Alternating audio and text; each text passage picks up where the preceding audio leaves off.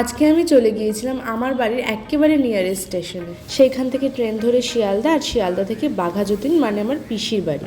আমার যাওয়ার কোনো রকম প্রিপারেশন ছিল না, কিন্তু ঝড়ের আসার ফুল দমে প্রিপারেশন ছিল। আমার কাকি আর বোন আগেই পিয়ের বাড়ি পৌঁছে গিয়েছিল, আর আমায় পাটুলি চাওয়ার লোভ দেখিয়ে ডেকে নিয়ে গেছিল। ওরা এত মেকআপ করছিল যেন মনে হচ্ছে বিয়ে বাড়িতে যাবে। সো আমরা ঝড় ঝাপটা কোনো কিছুর বাধা না মেনে পাটুলিতে যাবোই, এরকম একটা প্ল্যান করেছিলাম। ওই গুনগুন সুরে মন হাসে না তারে বলে দে।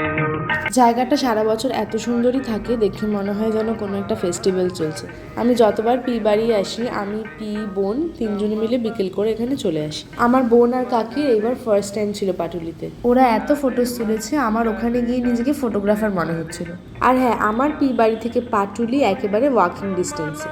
এইখানে বসলেই সময়টা কিভাবে যে কেটে যায় বোঝাই যায় না। আমার তো কেমন একটা ওল্ড দীঘা ভাইব আসছিল এখানে এসে। নিজের প্রিয় মানুষদের সঙ্গে টাইম স্পেন্ড করার একটা উপযুক্ত জায়গা। যদি হাসি ব্যথা এসে থাক ধরে। আর এইখানে দেখো, দুজন ফ্রেন্ডশিপ করতে চাইছে আর আরেকজন চাইছে না। এরপরে আমরা সোজা চলে গেলাম ফুচকা কাকুর দোকানে, কারণ আমাদের প্রচণ্ড ফুচকার ক্রেভিং হচ্ছিল।